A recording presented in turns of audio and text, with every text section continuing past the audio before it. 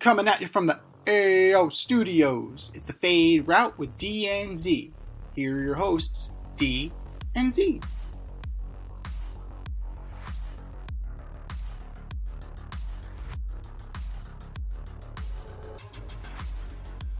Powered by Riverside FM. Hey, you. It's the Fade Route with D and Z. I am D, and we've got a great show for you tonight. The Knicks start interviewing coaches that don't have jobs.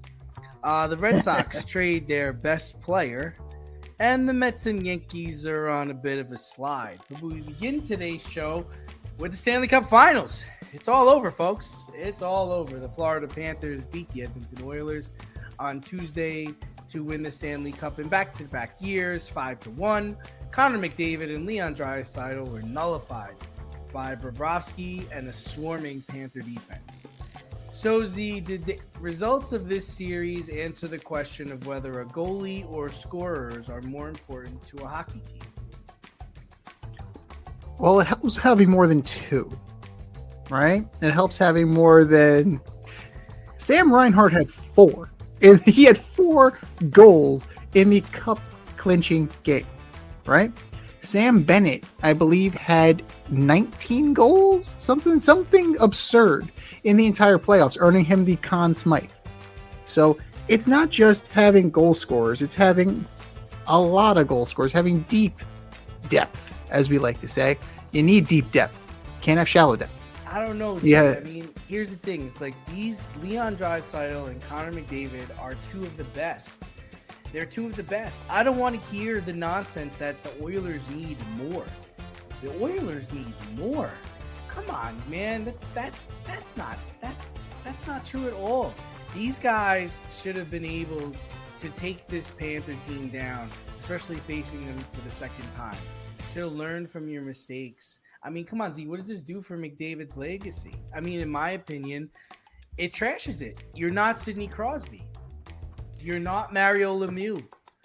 You're not Brett Hull. You're not any of these great players or great scorers.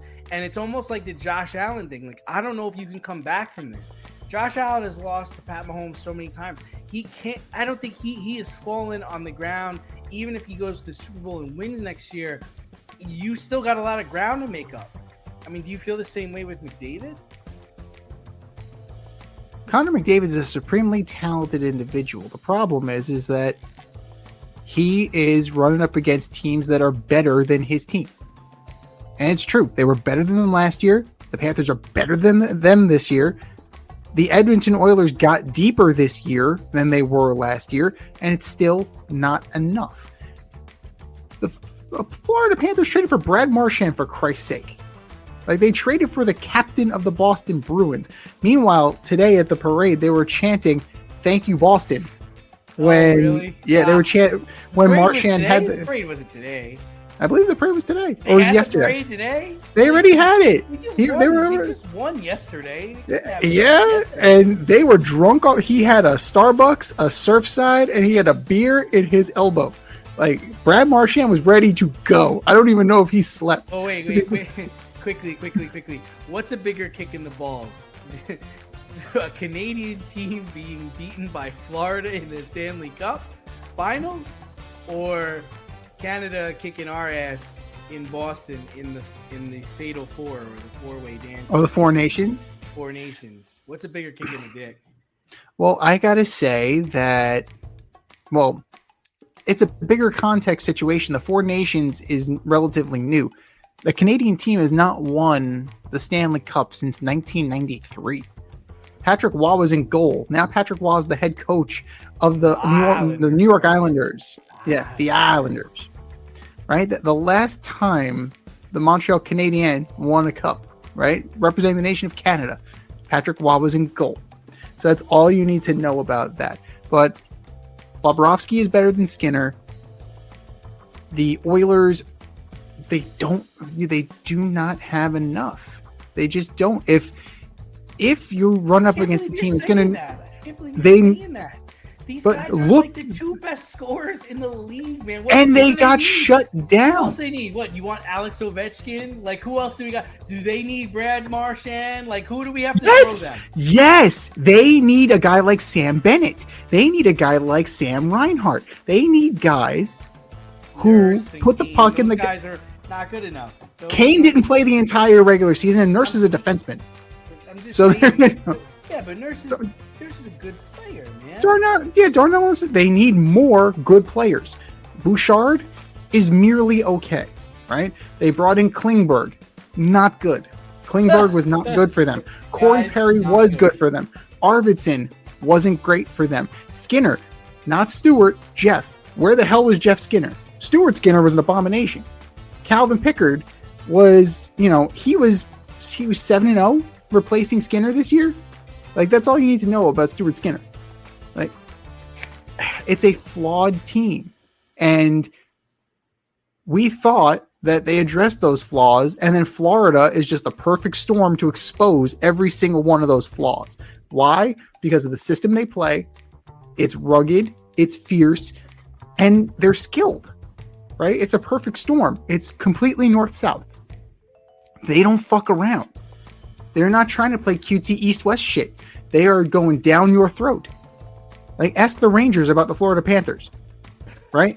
Down their throat. Down their fucking throat. About the Hurricanes. They weathered they beat the Hurricanes. The Rangers beat the Hurricanes. They don't. The last several years of the Hurricanes have been. They don't do well with the Florida Panthers because the Florida Panthers don't stop. Like the Carolina Hurricanes are the New York Knicks of the NHL. They grind down. They run out of gas. Right? Rod Brindamore, shelf life. We said it last week. We wouldn't be surprised if Pete DeBoer takes over for Rod Brindamore after he gets fired. There's a shelf life there. And that's the MO of Paul Maurice. That's the MO of Matthew Tkachuk. That's the MO of Brad Marchand. We're going to wear you down. You're going to do something stupid, and we are going to capitalize. And they have enough guys on that roster. I didn't even mention like Carter Verhaeghe. I didn't mention their captain. I didn't mention Barkov, who, this is insane. His hand, like he actually split the palm of his hand open. They sutured it shut. It ripped open twice. And he had to super glue his hand shut. And he was still shutting down Connor McDavid. He shut Connor McDavid down with a hand that was like mangled. But this is hockey players are a different fucking breed, man. Like, that's all you gotta say. Like, I got a headache. I'm gonna sit. Bullshit you are. My back's a little tight. Where's this one out? I'm gonna take him out and shoot him. Like, what is this shit? But no, like that's the thing. McDavid got neutralized for the most part. Draisaitl started off great. Draisaitl was a no-show last year. So we need to give some credit to the Florida Panthers, but we also need to take into account that the people that they brought in seemingly to fix the depth issue, it's just Florida has their number, plain and simple, and they need more. They need better. I don't know if it's a guy like, I don't know who it is. I really don't know, because you want a guy who can match Florida's physicality and match their talent level. Those guys are few and far between, right? You're looking at a guy like maybe Mason Marchment from Dallas. Like, maybe you can get him, but still, he hasn't had he's had an injury-plagued career. He's only played 82 a couple times, and even then, he's on the long side of 30. So, I think we need to start taking into account that the Edmonton Oilers window might be shutting here. For Like, sure. I think we really, For sure. I think we need to start thinking about that. And like I said, for me, his Connor McDavid is done.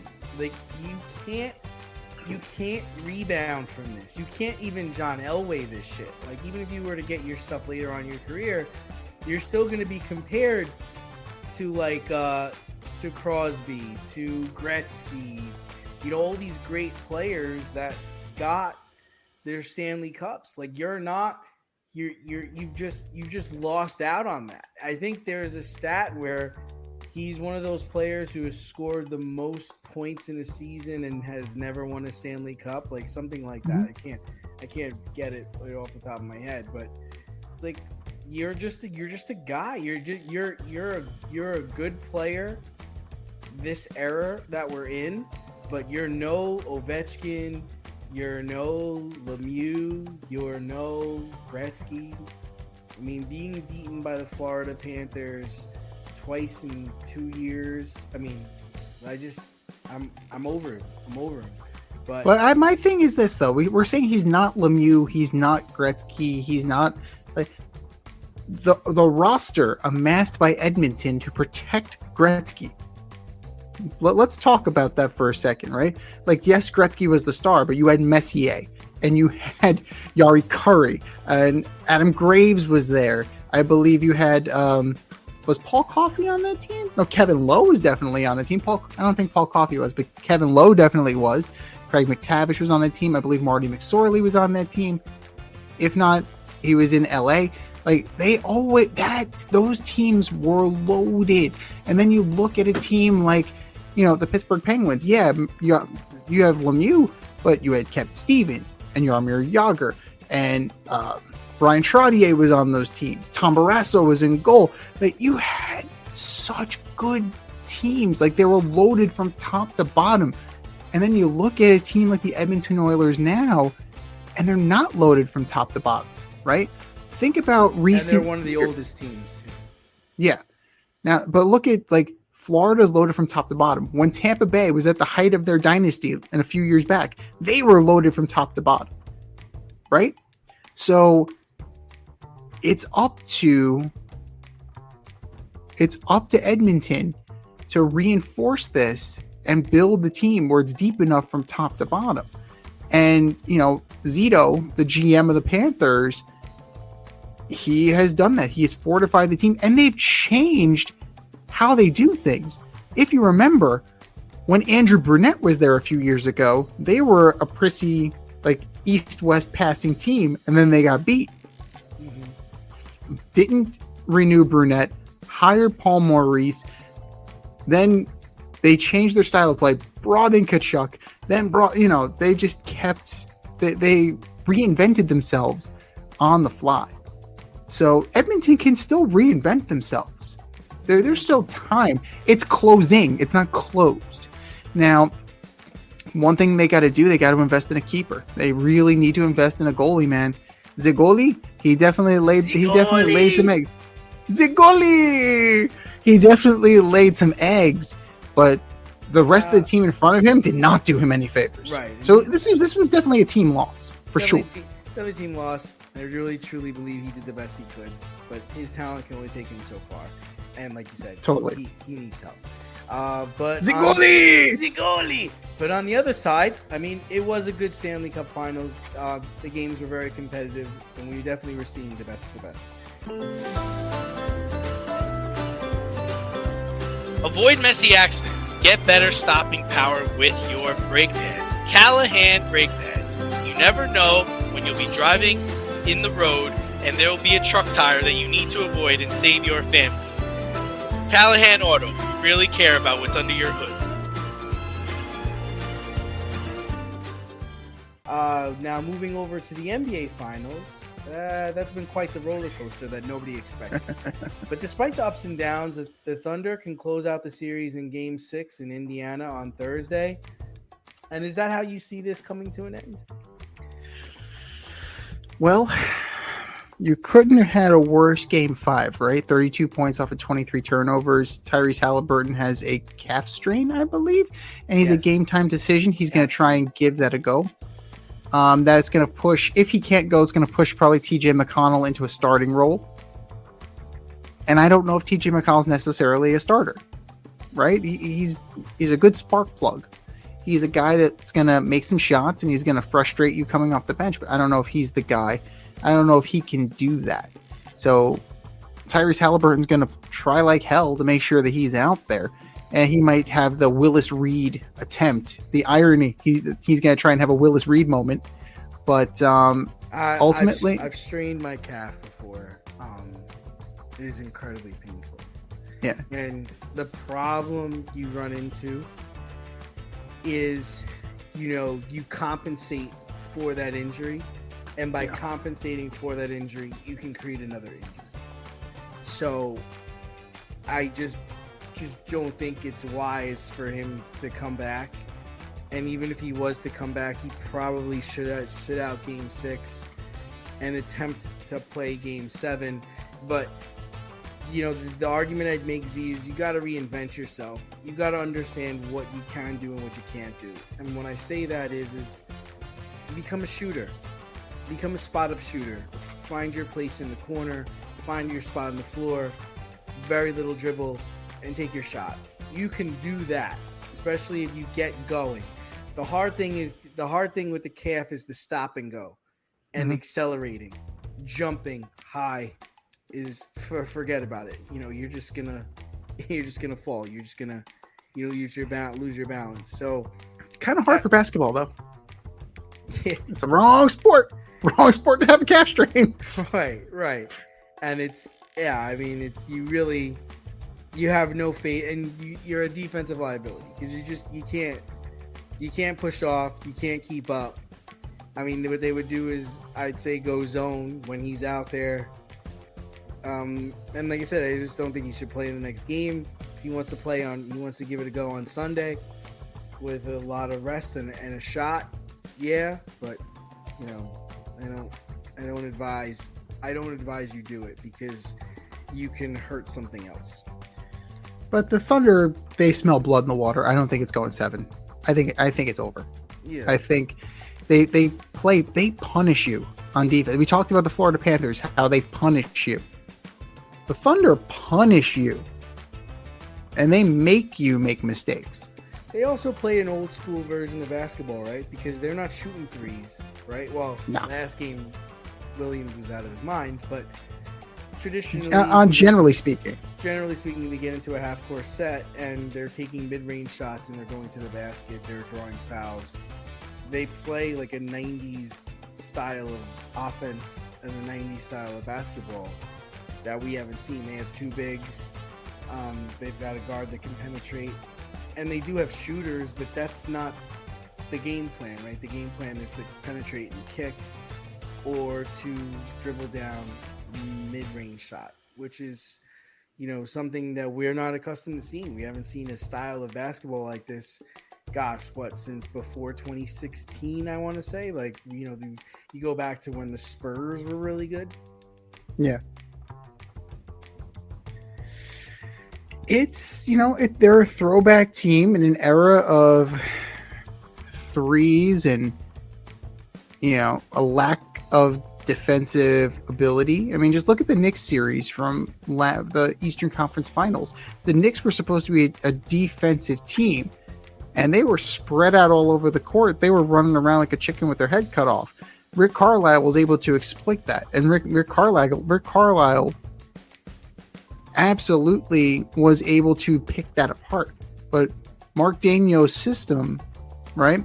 The Thunder, they're having a bit of a difficulty. Like, they picked off game 1, but ultimately the adjustments are being made by the Thunder, right? They are doing what they need to do, and it's kind of showing that the Pacers are a little outgunned, right? They need, again, a team that needs more, right? It's a good roster. They have good players, but they need more. Well, right? I would have liked to see them play. I mean, I would like to see a healthy Pacer team playing a healthy Thunder team, but unfortunately, we're not getting that, right? No. Let's just be real. I mean, the Pacers' best player is hurt. He's hurt to a degree that's affecting this series, and the Thunder are going to know pretty quickly in Game 6 at what percentage is he at. If he's not at 100%, if he's not at even 80%, it's like you said, it's blood in the water. We got this. It's completely blood in the water. It's blood in the water. We're gonna throttle you too, which stinks because with them stealing Game 1, it made it very interesting. And unfortunately, it's the attrition of this basketball season. There's too many freaking playoff games. There's too many regular season games. I want to see the two best teams at their best. I don't want them to see them exhausted and barely drudging through the finish line. I mean, the Thunder are young, and yeah, they were able to weather the storm of the season, weather the storm of the playoffs, and hats off to Sam Presti for putting this team together. But is that what it's really about? Is it about building a team that can play 102 games or 108 games or whatever it is? Is that what we're going for here? I don't know. It's just it's frustrating for me because I really would have liked to, see all these personalities and all these different players come to life. And, I'm probably not going to watch Game 6. I really don't have an interest in it because I'm not getting a Pacer team that's at its best. And even if they did win that game, you're going to go back to Oklahoma City, and and I just don't have any faith in you there. No, you can't, because that's when role players step up the best, right? At a home game is when you get the best out of your role players, and if anybody, like, Game 6 is going to be the game where if there's anybody, whether it's Obi Toppin or Matherin, or if anybody's going to go off, this is going to be the game. This has to be the game because there is no tomorrow, right? The gravity of the moment is there. And this is where we're really going to see what the Pacers are made of, because ultimately, the Knicks didn't push them to that brink. The Knicks didn't get them to that point, but the Thunder have, and they're on the verge of closing this thing out. But speaking on the verge of closing something out, the Suns have been aggressively shopping Kevin Durant the last 2 weeks, and he's expected to move before the NBA draft. Kevin Durant's team list includes the Heat, Spurs, and Rockets, not the Knicks. So, out of his preferred landing spots, which one's most intriguing to you? Well, to be honest with you, Z, the reports are that he was interested in the Knicks, and the Knicks are not interested in him. That's what I've heard. I've heard that the Knicks were on his list, and they told him thanks, but no thanks. And they might stem from the comments he said when he chose Brooklyn over New York a couple of years ago, or the fact that they just don't think he would be a good fit for what they've got going on. I tend to think differently. I think a Kevin Durant on this Knicks team would be really great. He helps Brunson out. You can say what you want about Kevin Durant. He can still shoot. He can still pass. He can still play defense. Like, he's still the Slim Reaper, man. So it's unfortunate the Knicks have decided not to go that route. I mean, what are we looking for here? I mean, if I'm Kevin, right, I'm going to Houston because I believe they have young talent, they have a really good coach, and they're close, right? If I'm the Spurs, this is an eye-opener to me, right? Because I have a high pick. I have Wemby. I mean, I can start to try to win right now and get Kevin Durant. But it's possible that the Spurs might punt on this. It's possible that they could say, you know what, we're gonna trade Fox, and we're gonna take Harper, right, in the draft, and we're gonna build around Wemby and Harper instead of building around Fox and Wemby. It's possible they could do something like that. Spurs are a smart organization. The Heat, I just can't see that working. I can't see Pat Riley and Durant meshing well because of Heat culture. Like, you got to come in to training camp and you're going to run, man. You're going to run. We play defense. You got to be here by a certain time. Like, I don't think he's about that experience, right? That's not what he's really looking for. He's not willing to take on the Jimmy Butler kind of role there. And if you're going there, you're just gonna look second fiddle to what LeBron did, what D Wade did. So it's not even worth your time. You can make that argument about San Antonio too. San Antonio, I think, is a little different just because they're a well-run organization and they're set up for success.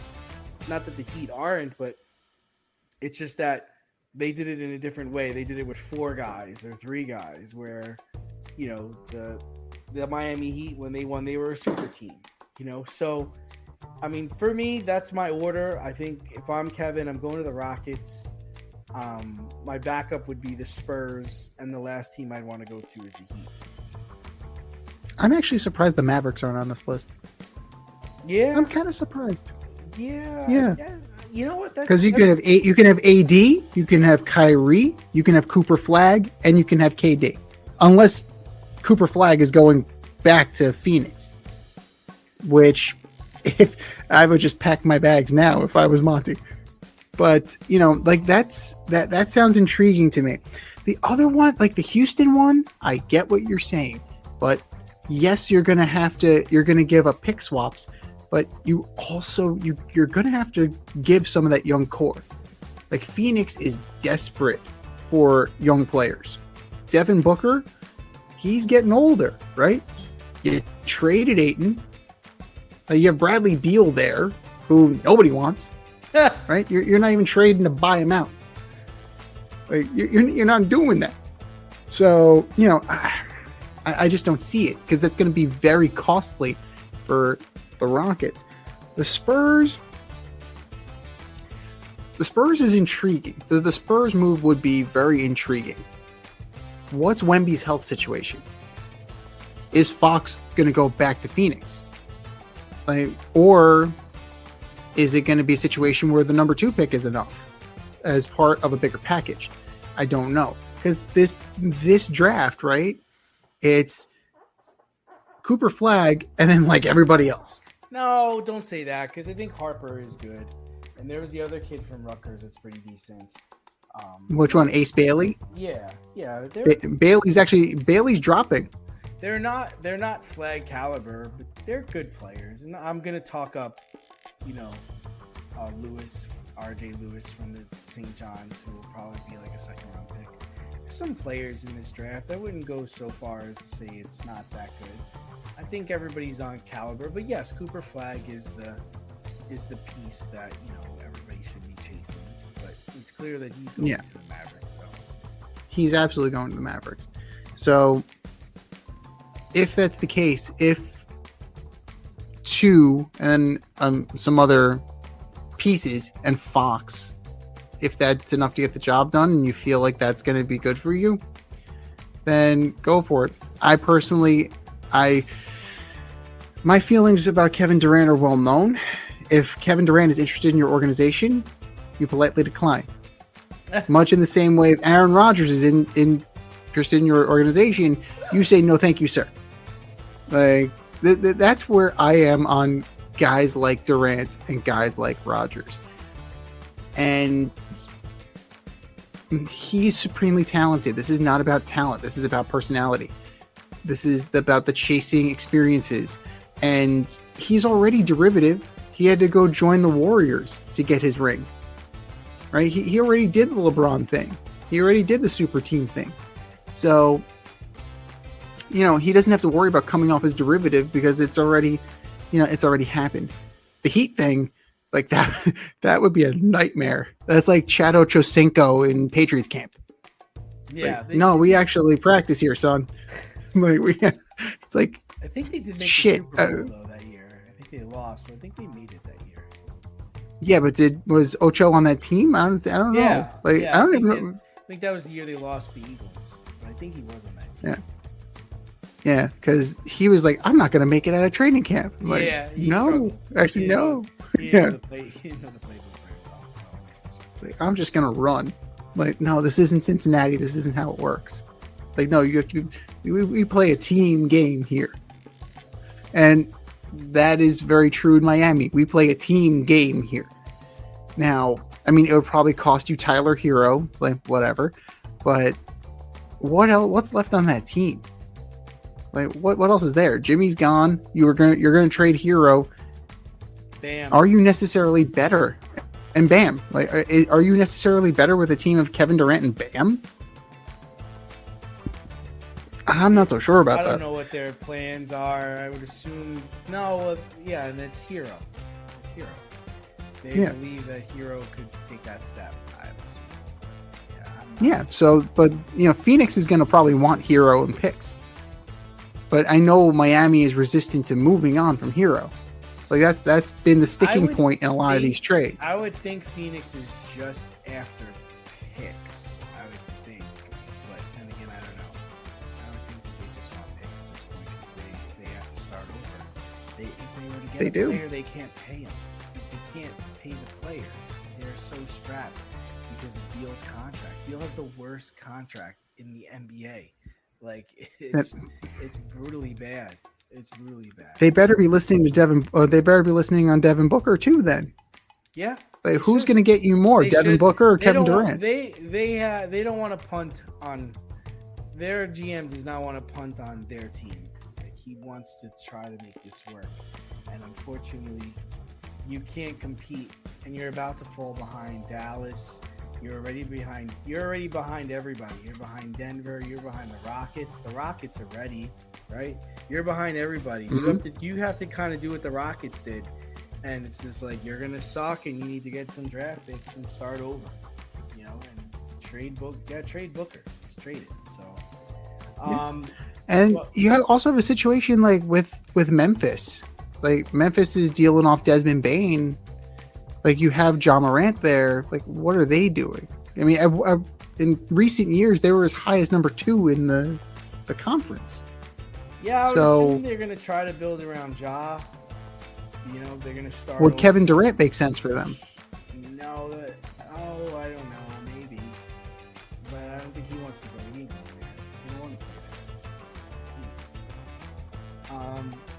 He doesn't want to play for a small market.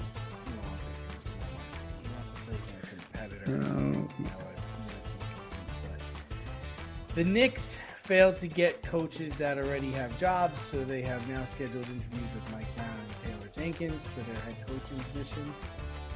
So, which philosophy would work best for the New York Knicks? Well, let's see. Taylor Jenkins, there was essentially a coup in Memphis that got him packing. But that was more of an organizational situation where the GM wanted to install his guy. So, and when Taylor Jenkins was running and when they were going, Memphis was pretty good, man. Memphis was pretty good. Now, Ja Morant was out of control. Ja Morant was completely out of control while he was running the show. So there's something to be said about that. You don't have to worry about that with Jalen Brunson. He's not doing the finger guns.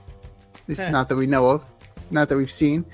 But, I don't know. I think he's just going to wear out his welcome. I think that Taylor Jenkins was tuned out and eventually had to go. Mike Brown, he's not exciting. Like, Mike Brown doesn't do it for me.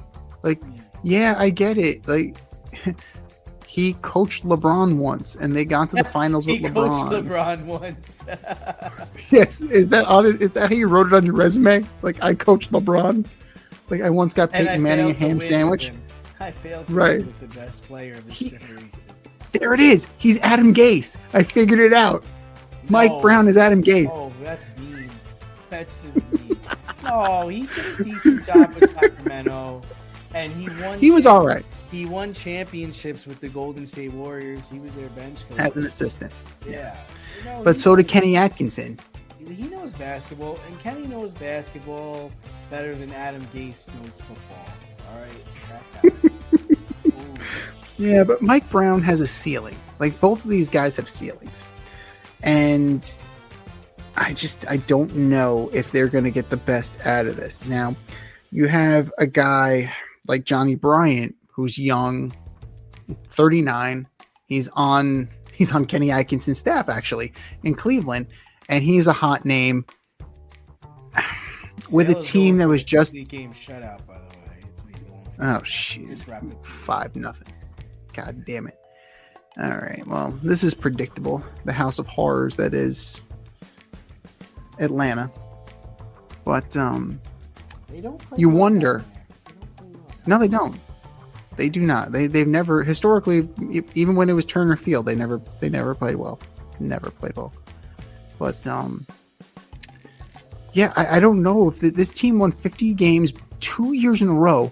They were just in the Eastern Conference Finals. Do you want to turn the keys over to a 39-year-old who has never coached at this level before? Like, he's been an assistant, sure, but is that the way we want to go here?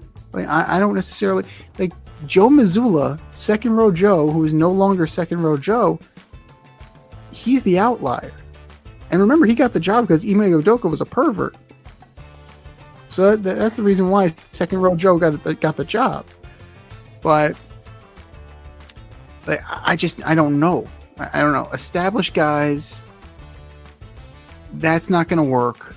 The young guy is going to get trampled. I really don't know who's going to be the fix here. Bobby Portis had a great idea. He just had a wonderful line. He just begged Tibbs to come back, admit the error of your ways, take him out to dinner, buy him flowers, do whatever you need to do, and beg Tom Thibodeau to come back.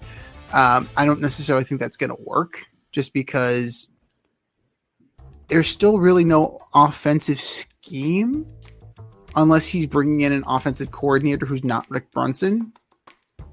So, like, that wouldn't work. But this guy, whoever it is, needs to be an offensive-minded coach. Yes, you need to preach defense, but there has to be some semblance of offensive creativity in order to take the Knicks to the next level. So Jenkins and Brown aren't really doing it for me, but at least I think Brown is open-minded to the fact that he knows what he knows and he knows what he's good at. So I think he'd be able to delegate much in the way that Steve Kerr delegates out in Golden State. So if you're forcing me to choose between those guys, I'm going with Mike Brown. But none of these guys are really doing it for me. Yeah, I just think the Knicks are just going to fall back into what they've been the last several years. They're just another team, right? It's like there's no coach you're going to bring in that is going to have the success that Thibodeau did and take them to where they need to go. They're just, it remains to be seen what Boston's going to do, because obviously they're in cap hell. But you see Orlando is already trying to make moves. They're trying to get better. And you would assume that Milwaukee's going to do the same at some point. I agree with you. I think Mike Brown is the guy. I'm not a Toby Jenkins guy, but there has to be a different philosophy here. There has to be, really more players. They need more players. You talked about the Oilers needing more players. The Knicks need more players. They need better players. They need better bench players, right? Yeah. Yeah. And I think that is what they're going to need. They need depth. Everybody's got to be ready to play. Everybody's got to have a role. And everybody's got to be able to gel. Players got to work on the side to gel better. You don't see a lot of them, when I watch Knicks games, I don't see a lot of them talking on the side about, okay, like if I come to the elbow and, roll down, if he goes with you, or I'm going to pop him, stop and pop. Like, to me, there's not a lot of creativity amongst players. I mean, coaches can only do so much in the NBA, and a lot of it is just, players being comfortable with working with each other. It's amazing what Jalen Brunson does, his ability to get to the basket, his ability to score. Incredible. Absolutely. He's got a beautiful fadeaway. He gets the basket, he scores, but I need my point guard to be able to distribute, right? He's got to get everybody involved. Yeah.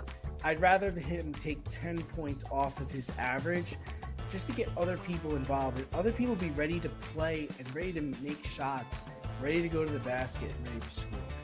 And I think that's a part of his game that they're going to have to do to be successful. Because if you look at the teams, right, that are in the finals right now, I mean, SGA is special. I mean, what he's doing, he's shooting over 50% from the floor. He's averaging 30 points a game. You're not going to be SGA. And on the other side, you have the Pacers, who are a team. Like Halliburton is their guy, but he can easily pass it off to other players in their team who can put the ball in the basket. You know, so until the Knicks are able to do that, it's hard. I mean, I do appreciate the Knicks and I like the Knicks and I root for the Knicks, but I can be honest with the situation to say that they're not going anywhere. Like, they're just not. There's no savior out there. Giannis is not going to save them. Kevin Durant's not going to save them. The new coach is not going to save them.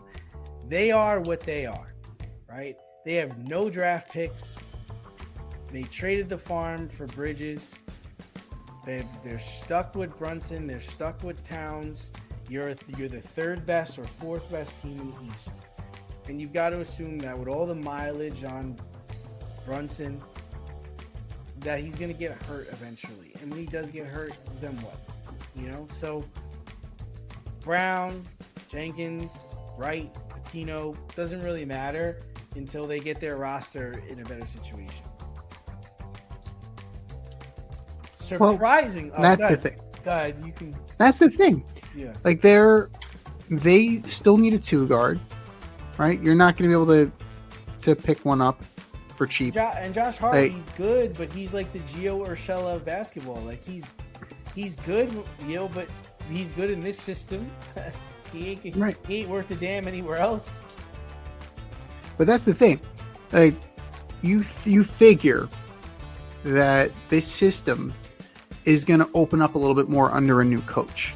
And this rotation is going to open more. Like, we talked about it openly. Precious Achiuwa. What was the point of bringing him back? Like seriously, Tibbs buried him. Yeah. Why? You know? We're not even talking about OG. Like, I don't know why we're not talking about OG right now. Like, OG is a solid player. But, you know, the bench is definitely a killer. A change in scheme can possibly unlock the starting 5, right? Getting away from Tibbs could kind of change that, but campaign, right? Like, Deuce McBride occasionally was playing, you know, DeLone Wright, I think, Landry Shamet. Like, that's your bench. Like, that's who you're playing here. You drafted guys last year. They didn't get a sniff. What was the point? What was the point of drafting those guys? They didn't play. So you kind of hope, you're kind of hoping, but as presently constituted, this team has a ceiling, and it's up to the new coach. It's definitely up to whoever that may be to kind of figure out what's the best way to unlock the potential of this roster. Step outside of your safe area and make a statement without saying much with FCK Clout Lifestyle Apparel. Embrace the colorful chaos and stay emotionally regulated in their graphic tees, hoodies, snapbacks, accessories, and more. Go to fckclout.com today and check out current season and past season merchandise for men and women. Get it while you can. That's fckclout.com. Check them out today. fckclout.com.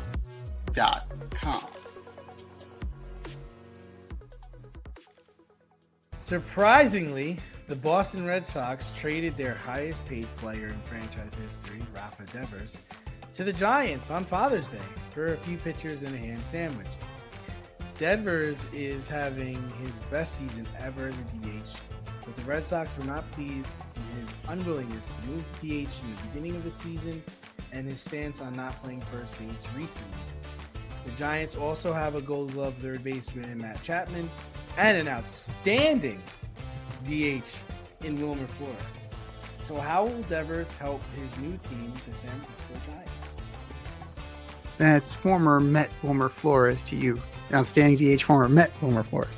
The Red Sox bring in Jordan Hicks, who throws 100, but generally speaking doesn't know where it's going. Kyle Harrison, who was a top prospect, but now is just kind of Like, he shows flashes. Outfield prospect James Tibbs III and rookie pitcher Jose Bayo, who is not related to Brian Bayo. Just so you know. I looked it up to make sure. But that's not a big haul for one of your best offensive players. And if we believe what we're told, multiple reports indicate that Craig Breslow didn't even shop Devers around. It's like the Giants called and said, okay, let's do this. Yeah. It's like, hey, man. When you get the answer you're looking for, hang up. Right. This sounds very knee-jerk. It sounds like he got the phone call from Buster Posey. It's like, fuck you, Buster. God damn it, I'm in. Let's do this. And then, lo and behold, guess where Rafael Devers is gonna play? First base.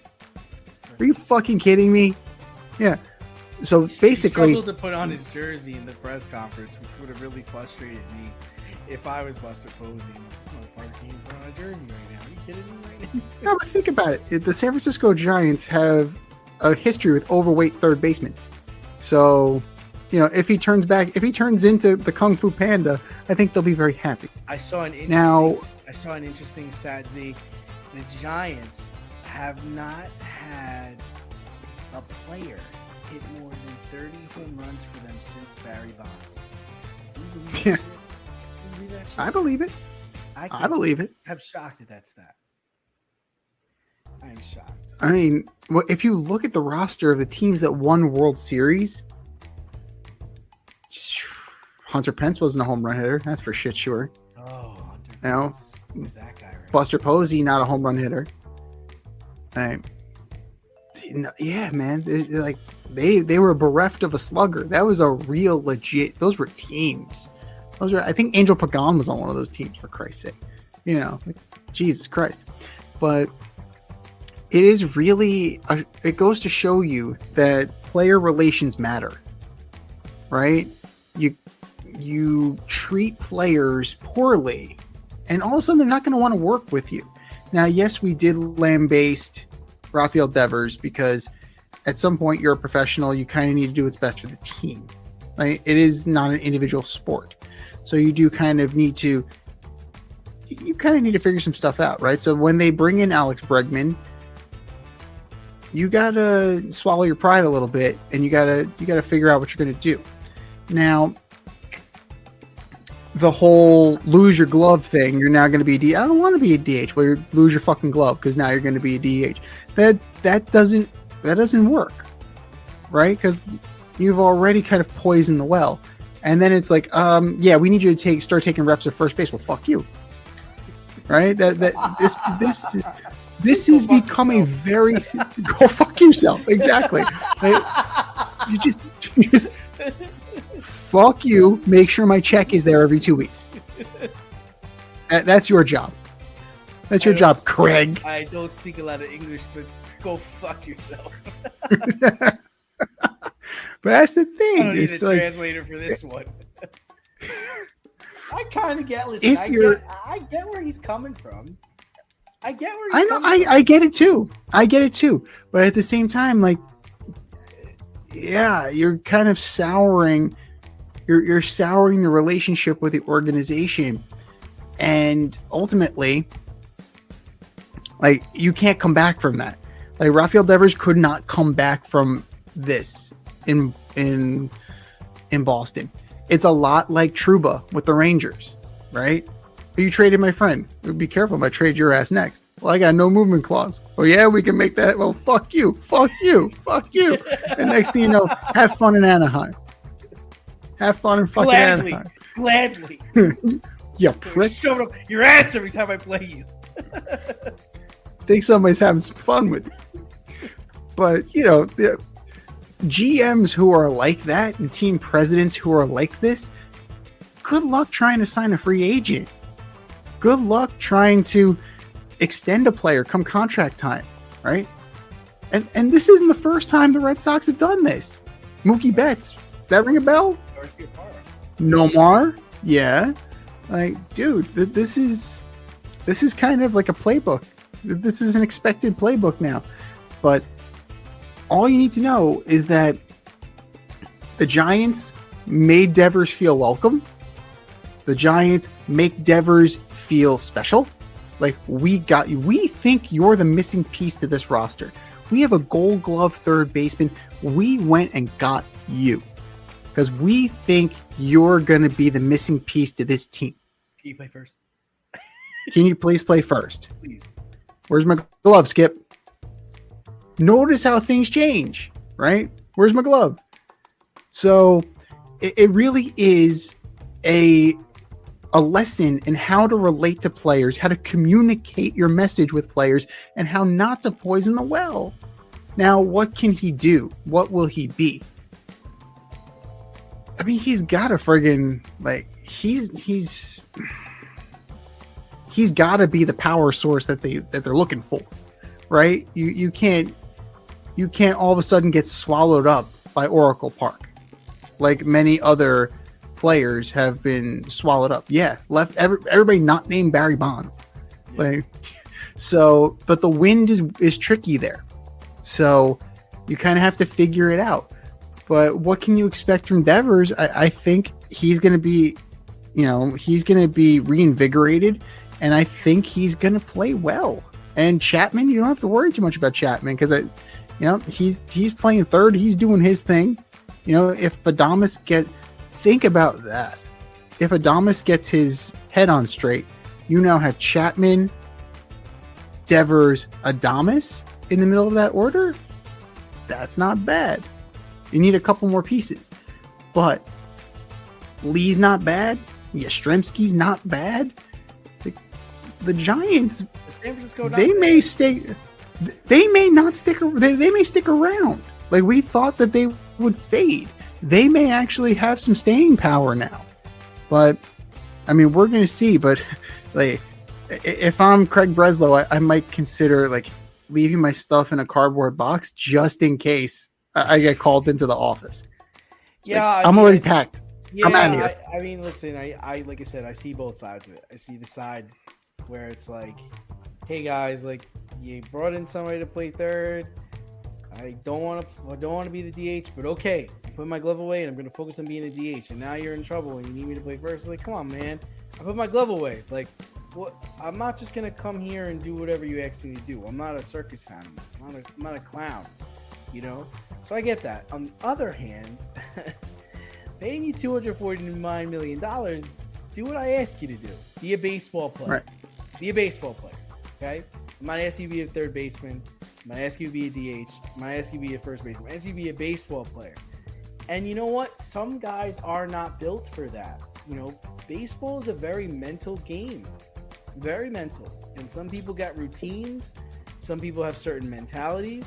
And so I can get on board with him being like, nah, man, I don't agree with you not answering calls from the owner. The guy's paying you. When he calls you, you pick up, you talk to him, and you have respect. You're not going to show that. You're not going to stay. That's just, you can't show disrespect to the owner, right? And on the other side, the Giants finally get their guy. The Giants whiffed on Aaron Judge. Correa failed his physical. They haven't been able to get a guy to come and play there. Now they got a guy that's coming to play there. So make the most of it. What are you going to do about it? I think they're in second place. I believe they're a couple of games behind the Dodgers. You can compete with the Dodgers now. So make the most of it because he's going to be there. He ain't going there. That's the other thing that, I understand how the Red Sox fans are upset. But ultimately, this guy didn't want to be there anymore. He was offended with the Bregman thing. You're losing out on another homegrown player, but at the end of the day, you got the Giants to pay his whole salary. Even when the Yankees traded for Alex Rodriguez, the Rangers are still paying his salary. The Red Sox are not paying any of this motherfucker's salary, so rejoice in that. They've got young players. Apparently, they got the number one prospect in all of baseball who's just joined their club. So you're gonna, you're building fresh. You're starting new, and you make the most of it. That's it. But talking about other teams, both the Mets and the Yankees had a rough weekend. The Yankees got swept in Boston in 3 low-scoring games. Then they lost to the Angels last night. I think they're tied with the Angels right now. Probably going to lose that game. They're currently losing 3-2. There you go. The Mets got swept by the Rays at home. They dropped their game to the Braves yesterday, and they just lost to the Braves today. and they're having their first series against the third place Braves. This is their first time playing in the series this season. So which team should be more concerned, the Yankees or the Mets, with how things are going right now? Well, let's look at it really quickly. Both of them are on 5-game losing streaks. The Yankees are close to extending it to 6. So that's an issue. It's 3-2. So they finally scored. That's good. They have been shut out, I think, the last 3 games. The Yankees are what the Yankees are. Like, they're the exact same team, right?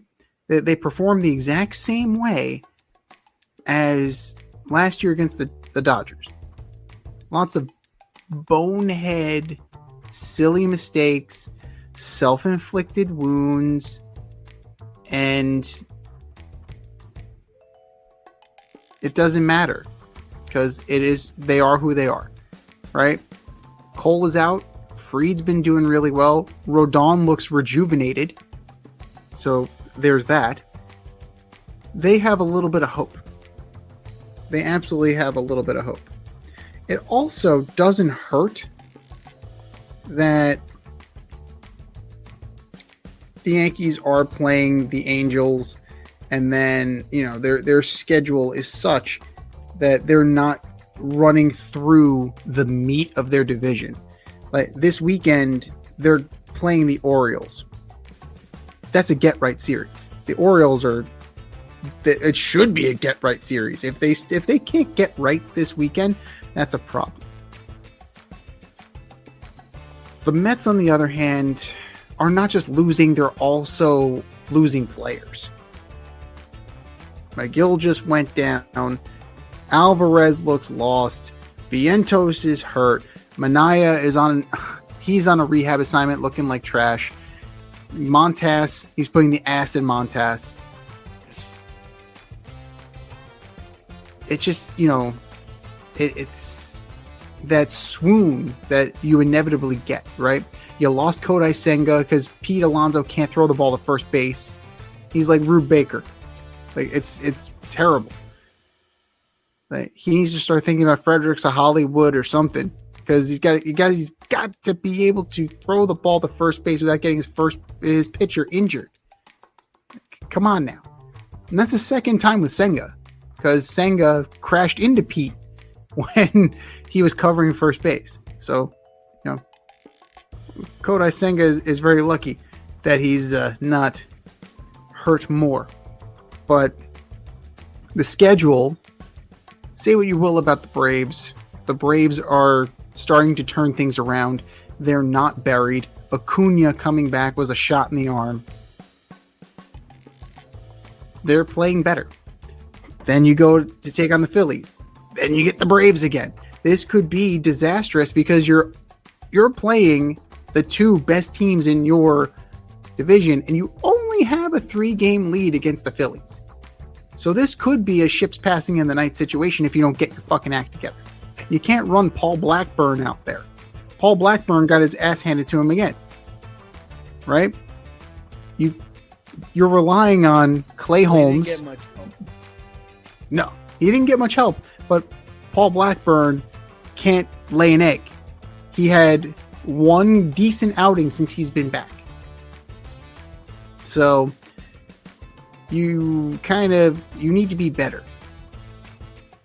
Griffin Canning started out amazing, starting to regress back to the mean. He needs to be better. Peterson has been phenomenal. Yes. And then let's get to last night. Peterson gets into the 8th inning, bases loaded. Reed Garrett almost gets out of the jam, wiggles his way to 2 outs, right? Bases loaded, 2 outs. 1 bad pitch wrecks everything.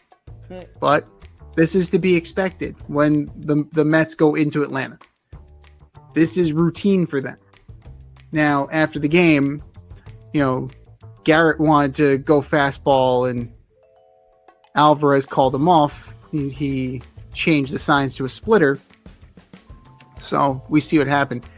Ozuna was ready for that splitter. It was there. So we'll see. Alvarez, he looks lost. Beatty is up and down. Mauricio is still finding his way. Vientos was lost when he was healthy. Winker's hurt. Like, dude, it's a friggin' like. And John Heyman's talking about, Luis Torrens should be the guy until Alvarez can figure. Well, Luis Torrens made an error tonight, so good. So that's the thing about backups. Eventually, they inevitably get exposed. So it wouldn't surprise me, and I wouldn't mind it if the Mets started looking around for a little upgrade at catching. You know, maybe Alvarez can actually come out from behind the plate and be the answer at DH. Maybe he needs a stint at Syracuse. But I'm looking at Salvi Perez. If the Royals fall out of this, what would it take to get Salvador Perez on my team? That guy's a fucking amazing catcher. I would love if Salvador Perez was on this team. You're going to trade for Jake Taylor? What would it cost? It is. If it got me a ring? Absolutely. And you know what? Say what you will about Perez. Yeah, he's old and he's breaking down, but you're going for it with the World Series, right? This is a team that is knocking on the door. You have to compete with the Dodgers, and I think Salvi Perez is in a better headspace and understands what it takes. Since he has a ring, he understands what it takes to get to that level. Like, Alvarez is still very much learning on the job. So I'm not saying you trade Francisco Alvarez, but maybe you carry 3 catchers for a while and just have him just focus on hitting, or just take something off of his plate. Because right now it looks like a little too much for him. But yeah. I mean, for me, I think, listen, at the end of the day, the Yankees, they should be concerned that they're not scoring. But there's nobody in the American League that's going to really stop them from making it to the World Series. I think they should be concerned that they're not scoring. They're not scoring enough runs, and they should be concerned that, when Aaron Judge doesn't do well, they don't do well. Too much of their success is tied to one player. Like, that would be the problem with the Yankees, right? Their closer situation is a mess. Their middle relief situation's a mess. Their guys they called up haven't been playing as well as they should, right? Volpe isn't what we thought he was going to be, right? Rice is okay. Dominguez is okay. Like, these were guys that Cashman held on to, and they're okay. They're not like, it's like, if you look back to what they were offered and in trades and how he lauded them and held them back and was not going to give them up no matter what. It's like, you fucked up. Like, there's no other way to put it. Volpe is a strikeout machine. He strikes out too much. I don't know how he won a Gold Glove because his fielding is erratic. He did a jump throw yesterday. I mean, it was just like, what are you doing? It was horrible. What? Yeah. What are you doing? Who taught you that? You're not Jeter. You're not Jeter, man. And you got the guy out. I think it was Salvador Perez was running, but ball was up in the air. It was like, a pop-up. What the hell is that? Don't ever do that again. Don't you ever fucking do that again. Nice catch, Hayes. Don't ever fucking do it again. Right? Like, so they have a lot of holes to plug, I think. But at the end of the day, there's nobody that's going to challenge them, especially now the Red Sox. The Red Sox haven't punted on the season, but they got rid of their best player. I mean, they should not be a problem now, right? And then the Rays they're not challenging you. The Orioles are terrible. The Blue Jays are not contenders. The Tigers are your biggest threat, and it's the Tigers. You're not going to lose a 7-game series to the Detroit Tigers. I don't care who they throw on the mound. It's just not going to happen, right? So we flip to the Mets. I would say the Tigers are better than the Yankees. But they're not. And Tampa Bay has the best record. But Tampa Bay also has the best record. They absolutely can beat the Yankees. Have you seen the Yankees? Base running blunders, Fielding mistakes. The Detroit Tigers are not going to go into Yankee Stadium and beat the Yankees. They're not. Not this year. Maybe next year. But not this year. You got to get over that whole pinstripe and all the bullshit and all the hoopla. They haven't been. You're the one who's actually doing that. It's funny that you're saying that. You're buying into the pinstripe bullshit. These Yankees are hot garbage. These Yankees are hot garbage. Z, they have the third best record in major leagues, and they have the second best run differential. They have the best player in baseball on their team, Aaron Rodgers. And he can be pitched to. Aaron Judge, yes, he totally can. You could totally pitch around him, 100%.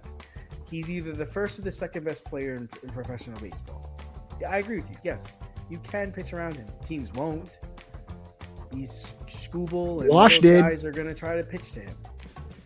I'm telling you, they're not. And that's the other thing. The Tigers got to get to that point. They got to hope that they don't get clipped by like an Angels or what's another team? Like the Indians. They got to hope they don't get clipped in a 5-game series or a 1-game playoff by trash. You know, that's the gauntlet, right? It's running the gauntlet. The Yankees are good at running the gauntlet. Right, the garbage that Major League Baseball makes teams jump through these days. They're good at that. And in a 7-game series, they can beat the Tigers. Now, maybe not in a 5-game series, maybe not in a playoff, like a 1-game or a 2-game. Yes, totally plausible. But in a 7-game series, the Detroit Tigers are not going to go into Yankee Stadium and beat the Yankees. They're just not. So now we flip to the other side, the Mets. I mean, you want to talk about hot garbage? Atlanta's hot garbage, but I will give Atlanta credit because they won today and they won yesterday because their manager basically put them on blast. He rearranged their pitching order for this series in particular because this is guys, show me that we can compete at this level because up to this point, you haven't. We're 6 games under 500. We can't beat anybody. We can't hold leads. We can't outscore anyone. Show me against the best team in our division that we can compete. And they've competed for 2 days. So bravo to them. In my opinion, the Mets are the only team in Major League Baseball that I think can put a scare into the Dodgers. They can. Believe it or not. I think they can. But the problem is they got to get there, right? They've got to get through the Phillies. Now, if the Braves play this way, they'll have to get through the Braves. They'll have to play a really good Padre team or a really good Giant team. Like, these are teams that they're going to have to play. So, if any team, if you're telling me which team should be more concerned about how they're playing as of late, I'd say the Braves. I'd say the Mets. But in the long run, the Yankees have a lot more to figure out. The Yankees are the same old song and dance. The same issues that cropped up last year are cropping up this year. You just have different teams, right? You just have different players. Instead of Verdugo, it's Bellinger, for example. It's still not anything beyond Aaron Judge, right? Juan Soto helped a little bit last year. Stanton should help now, but you can't have a 2-man lineup. You can't bank on the fact that DJ LeMahieu is going to suddenly go back to when he was winning batting titles. You still haven't really fixed third base. Right? If anything, the guy with limited range should be playing third base. No, Jazz should be at second. At least that's my thought process. You have a guy in Ben Rice who's never caught before, and he's catching tonight. He caught tonight. And yeah, tell him, Wash. It's not that hard. Tell him, Wash. It's very fucking hard. It's incredibly hard. Like, what are we doing here? This guy's learning how to be a catcher, the most important position on the field. He's learning how to do it on the fly. What are we doing? This is because Brian Cashman prospect hugged completely. Like the chickens are coming home to roost on that. That being said, right, in the immediate moment, the Yankees can still get fat. They still have the opportunity. the division, this gauntlet that the Mets have to run through, it's extremely taxing, and you've already lost 5 in a row. So you have the potential to really dig a hole right now. Yes, Manaea might be coming back. Yes, Montas might be coming back. Yes, Senga may be back in 5 weeks. Maybe. We'll see. Hamstrings are tricky, especially for a pitcher. Like, this could be a potential swing. The Mets don't hit well with runners in scoring position. They don't. They're one of the worst. I believe they're 26th in the league with runners in scoring position. Who hired this crew? How does Eric Chavez still keep his job? Has he got like naked pictures of somebody? Like, I don't know. But it's routine. Now, the middle, it's routine for that. Like the middle relief is decent. They still need a setup guy. Like, they've got some pitchers, but ultimately nobody scares me. Like, if I run up Buteau against the Dodgers, I'm like, the Dodgers are laughing at you. You're gonna, Reed Garrett can only do so much for you. You got to get the ball from the starting rotation to Diaz.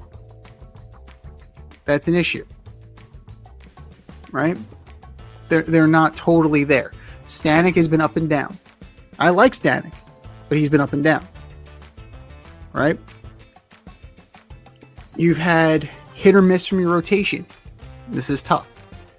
Long term, the reason why I think the Mets are in better position than the Yankees isn't so much that you're going to be more battle tested and you have more guys coming, but you also have a GM and an owner who's willing to make the moves. In recent years, the Yankees have been hesitant to make these kinds of moves because of financial implications or prospect implications. If the Yankees really want to be on that level and they want to be with the Tigers, and if they want to be the representatives for the American League in the World Series, they're going to have to take some major swings here. They're not just going to stick Jason Dominguez out in left field and hope for the best. Like, you're not just going to live with a guy learning how to catch on the fly. Like, you're not going to live with Mark Leiter Jr. coming out of the bullpen.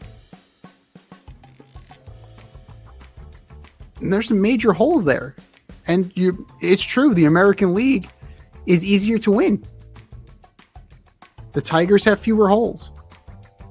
Right? The Rays will put a scare in you, but ultimately they're not going to pose a threat, but they'll put a scare into you. They're going to chase you down because that's what the Rays do. Every year we discount the Rays, and what happens? They're there. The sons of bitches managed to get there. And we're asking, how the fuck did they get there? And don't discount the Astros. Don't discount the Mariners. Right? There are teams that can give the Yankees a scare here. So we're going to see what happens. Neither team looks great right now. Both teams look incredibly flawed. But I think in the grand scheme of things, it is a June swoon. It's a blip. Both teams will settle themselves. And they'll get reinforcements come trade deadline time.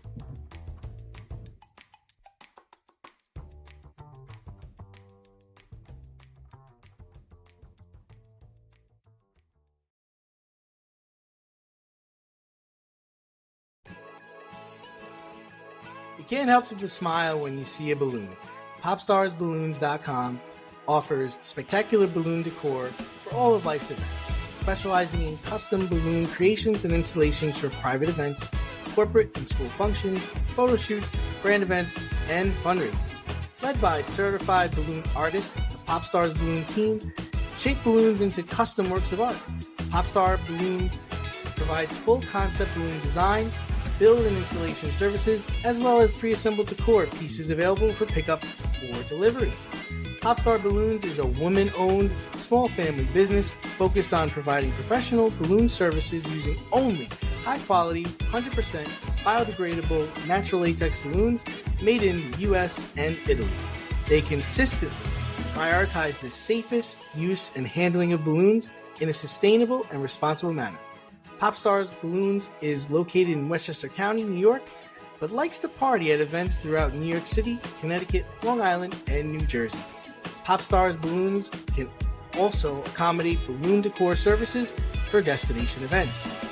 No event too big, no event too small, and their custom personalization service is the perfect touch. They also offer a full line of event decor options like backdrop, prop rentals, tablescapes, dessert table setups, custom signs, and they always deliver with a smile. Whether you're looking for gift balloons, classic decor, or large-scale design for a big impact, Popstars Balloons will create the perfect decor for your theme, vibe, and space. So if you have an idea in mind or need inspiration, Popstars Balloons decor will be the cutting edge and spectacular. Visit popstarballoons.com to pop your next event.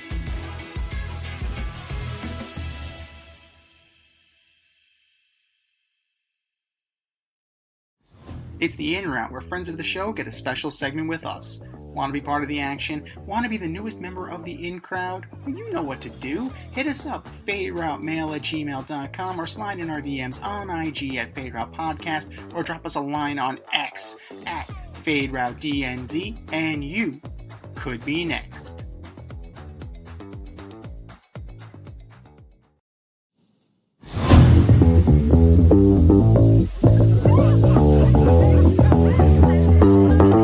Joining us on the In Route today, we have resident Met fan and pace professor, George Chacko. Thanks for coming on, George.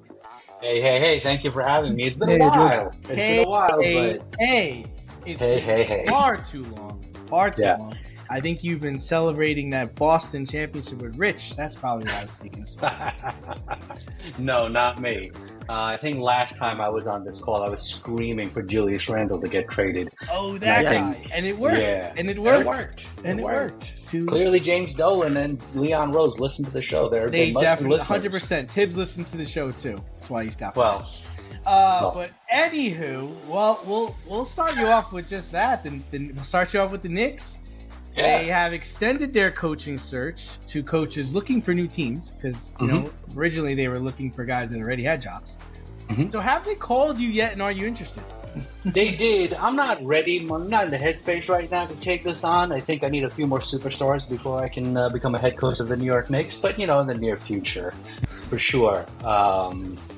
Someone younger like me, more adept to the new techniques in the NBA. But when the time is right, I'll sign the dotted line. Well, they interviewed Toby Jenkins this week and Mike Brown.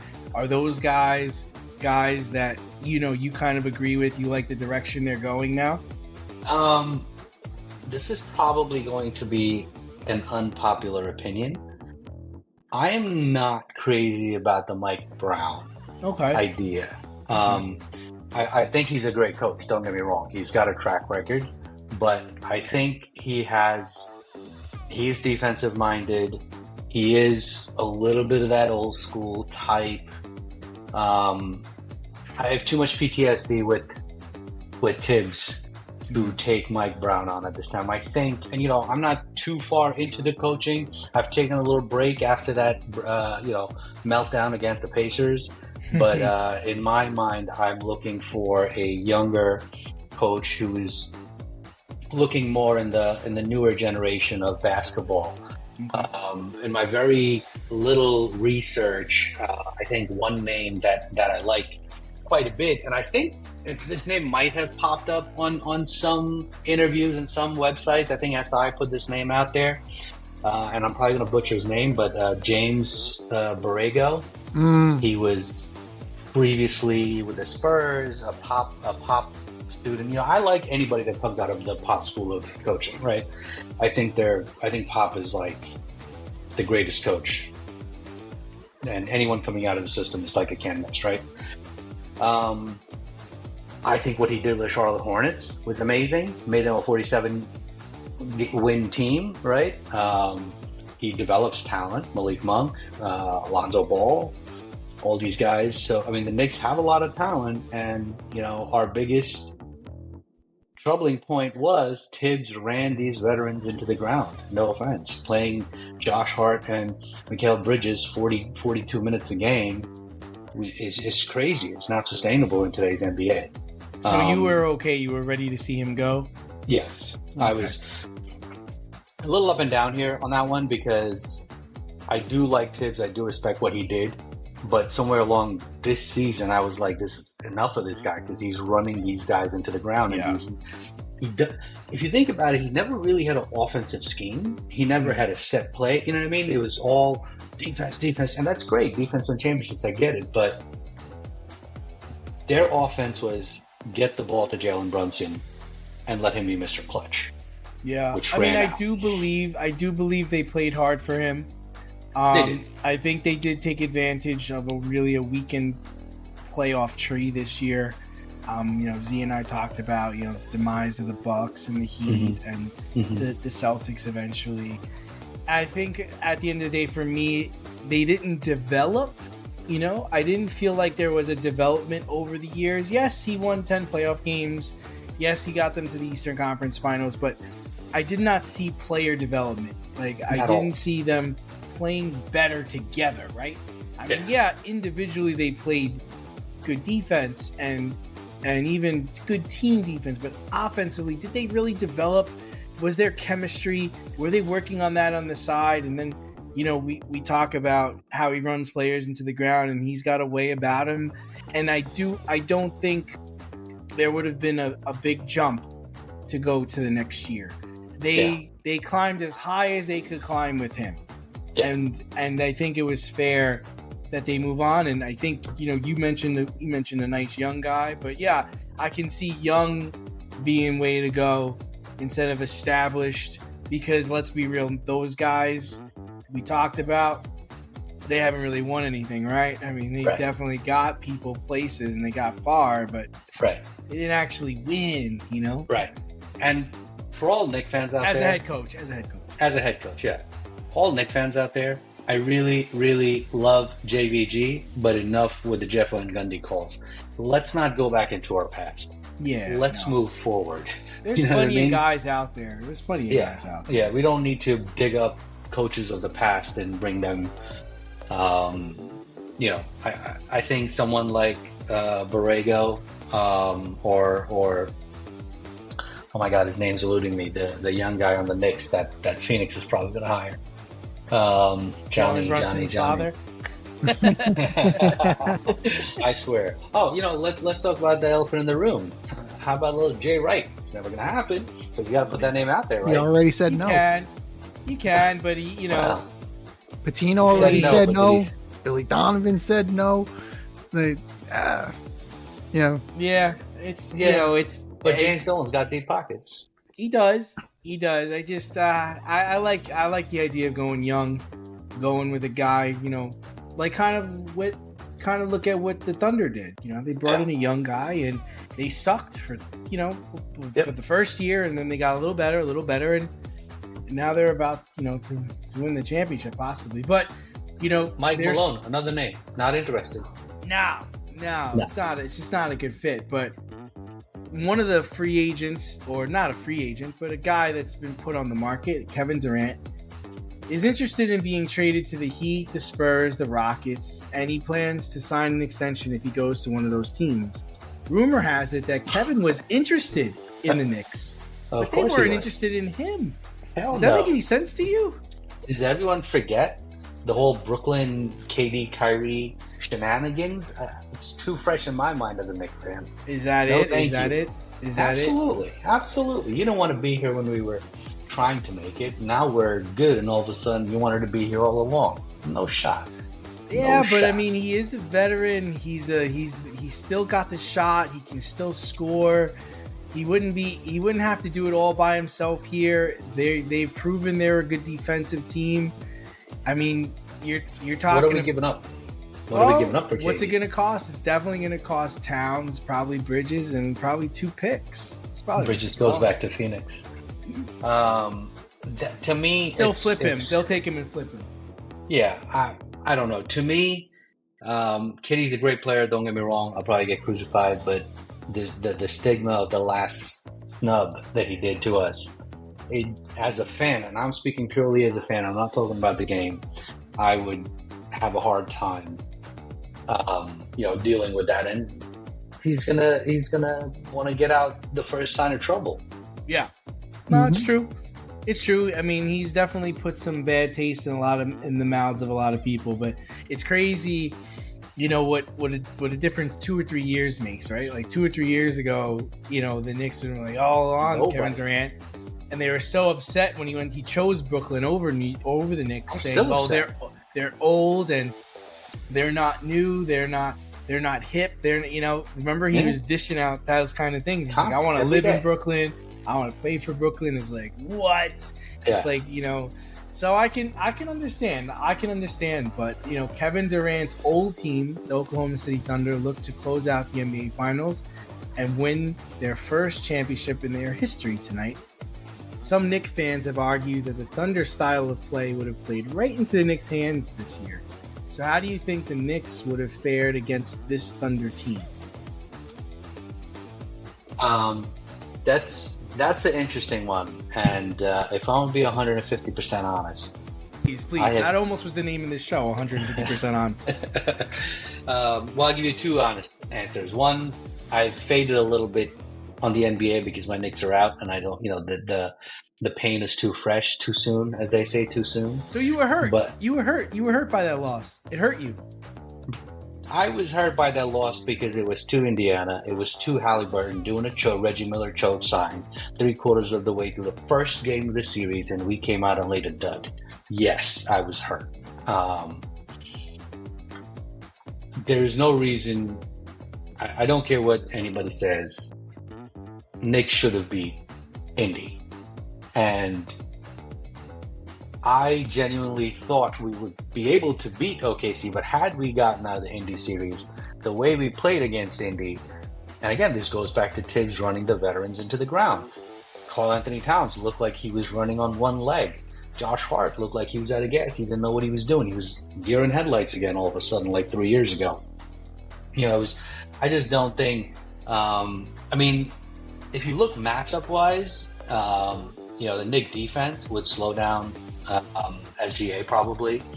The whole grinded mentality probably would slow down the Thunder a little bit.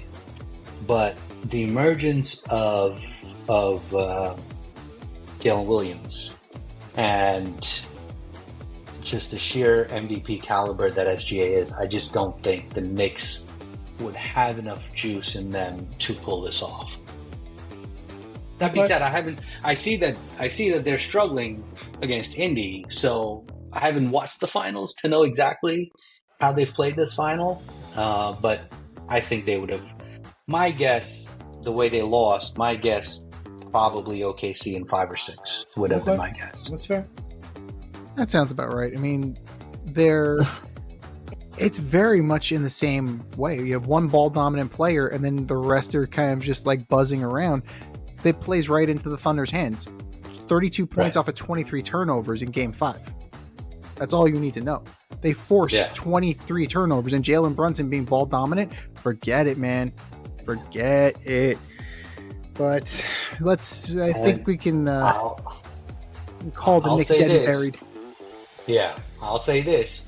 Watching the Indy games 2 and 3 specifically, watching Jalen Brunson trying to dribble to 2 and 3 guys and throw up shots that had no reason being thrown up reminded me a lot of the Julius Randle days where he was just throwing a ball up in the air and calling Hail Mary. But I'm not saying we're on that level yet, but he needs to learn to pass the ball out of double and triple teams because clearly Indy was doubling him and he was not handling the ball well. That's, again, I'm probably salty at this point, to be honest. No, it's a valid criticism. It is an absolute valid criticism because Mikal Bridges was not the guy that he was advertised to be. Karl Anthony Towns looked lost on defense. Josh Hart, he showed effort, but offensively, they need more. They absolutely need more. But I don't know. I know you're not big on KD, but what about Giannis? Would that be something that's a little bit more palatable to you, or does it just depend on what it would take? Depends on what it would take. If I'm dismantling this team to get Giannis, because in my mind, if I'm Milwaukee and I'm giving up Giannis, and I know that Damon Lillard is coming off a torn Achilles at the age of 35, is as good as done. I'm rebuilding. I'm not taking on Mikal Bridges and Karl Anthony Towns. I'm rebuilding. So what am I giving up for Giannis, right? That is my biggest question. If we can get away with Bridges and Deuce McBride and a handful of picks, yeah, absolutely. That's a crazy trade. It'll never happen. But if you're saying Cat and Mikal Bridges and Deuce McBride and picks, that's a lot for a guy who's in his early 30s. Then again, I really like this team. I think the makeup of this team is fantastic. Are we missing a superstar? Sure. That's the nature of the NBA today. I love this team. I love the makeup of this team. I think, and this is going to be sounding horrible, but I think the one thing this team is missing is Dante DiVincenzo. I think the heart that he brought to the playoffs last year was missing this year. Defense, ball distribution. Yeah, I don't think it was Giannis. I don't think it was KD. I think it was that extra heart, the extra push is what that was missing. Or maybe they should have waited a year and traded for Desmond Bane like the Magic just did. Yeah. If the Knicks knew he was available, they would probably have jumped on that, because all of a sudden you got to figure Orlando is a real contender now between him and They Ben went all Carroll. in. Yeah. Yeah, they're all in for this year. That was a very interesting trade, and clearly Memphis is rebuilding. I'll tell you what, forget Giannis and KD and all these big names. If we're going young, let's talk Jaren Jackson. If we're having a fire sale, let's talk Jackson from Memphis. Pair him in the front court with Cat. That's a defensive. What Mikal Bridges was advertised is what you're going to get from Jaren Jackson. Catch part 2 of our interview with George Chacko later this week. Your favorite podcast has its own merch line now. Go to the Fade Store with DNZ.com today and check out our releases in apparel, accessories, drinkware, and more. Ever wanted an Alleged Superstar t-shirt? We got those. You want some yoga pants? We got those too. And we're not done yet. We have a lot of exciting collaborations and new products on the way. But check out what we have now at the Fade Store with DNZ.com. That's the Fade Store with DNZ.com.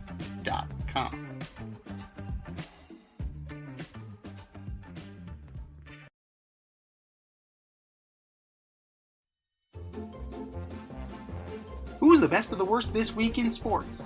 The Fade Store presents the Alleged Superstar of the Week Award.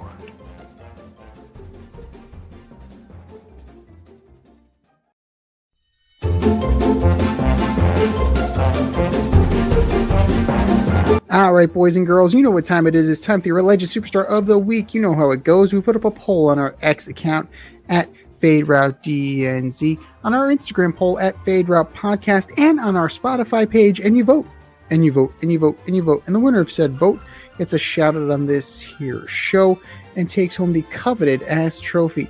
And do you know, D, who took home the coveted ass trophy last week?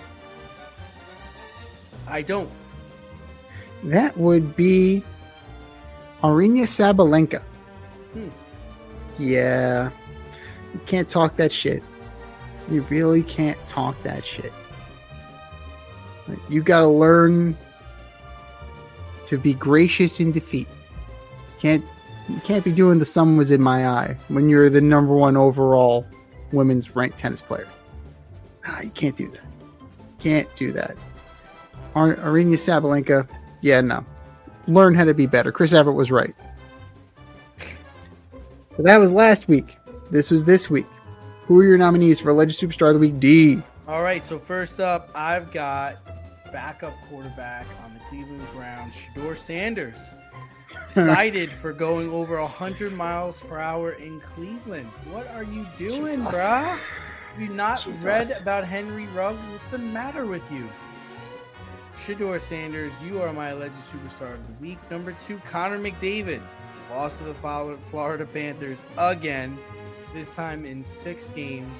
Didn't have any points in game 6. Do better, man. Just do better. Connor McDavid, you are my alleged superstar of the week. And last and certainly not least, the New York Yankees, who have now lost 6 games in a row, and they have been shut out in 3 of those games.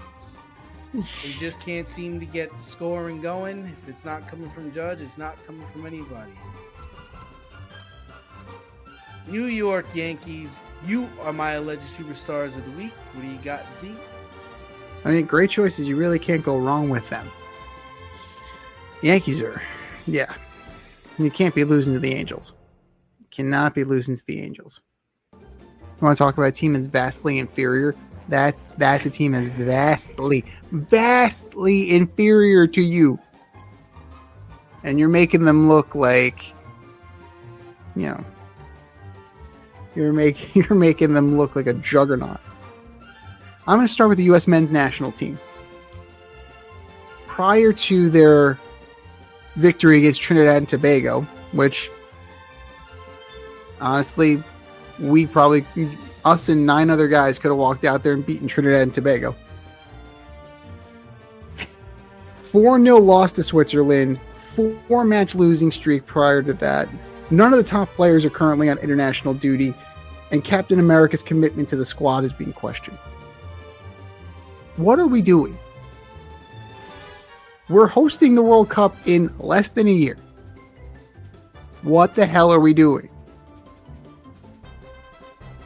U.S. men's national team, you are my alleged superstar of the week. Number 2, the Knicks. Denied permission to speak with Billy Donovan after being denied permission to speak with Quinn Snyder, after being denied permission to speak with Jason Kidd, Ime Udoka, and Chris Finch. I'm starting to sense a pattern here. You got Mike Brown, you have Taylor Jenkins, you have... who the hell else? Like maybe Rick Brunson wants to interview for the job. I don't know. But I'm starting to sense a pattern here. Stop trying to poach other people's coaches. Find somebody who can replace Tibbs. That won't cost you draft picks or a player. New York Knicks, you are my alleged superstar of the week. And number 3, soccer pundit Alexi Lalas. We often talk about our diversity, and we talk about it as one of the advantages we have. But with diversity comes diversity of thought. If I go and ask 100 soccer players out there on what's beautiful soccer, I'm going to get 100 answers. It may be based on ethnicity, where you grew up, even geography, all these different things. So I've argued that the homogeneous nature of some of the countries and cultures, just in population terms of size, are much more manageable. Dude. Come on now. Diversity of thought is a good thing. Diversity of thought is what got Greg Berhalter canned, right? Because you'd still be running that stupid bullshit of playing it out of the backfield and hanging on for dear life, hoping for a draw. You need diversity of thought. You need diversity of player. What's broken in the U.S. system is pay to play. What's broken in this system is that it's not hungry. There's nothing there. These players in these other countries use their football skill, right? And that hunger and that drive to better themselves, to get out of their situation, to become great. American soccer's born on third base by comparison. The diversity of thought is bringing in these people and saying, how can you show us how to be hungry again? How can you show us to be that dog that we need to be in order to compete on the world stage? Because we have our own we have our own best players, alleged best players, not even want to suit up. Alleged. Our alleged best players don't even want to suit up. Alexi Lalas, you are my alleged superstar of the week. I think we said our piece. Go to our X account at FadeRouteDNZ. Go to our Instagram poll at FadeRoutePodcast, and go to our Spotify page and vote, and vote, and vote, and vote. And for our nominees. You're better than that. Just do better. Just do better. This has been the Fade Route with DNZ. Thanks for tuning in tonight. Catch our podcast on Wednesday nights on Spotify, iTunes, iHeartRadio, or wherever you listen to your podcast. So until next time, stay fade, everyone. Time for us to run the go route. We'll talk to you next week.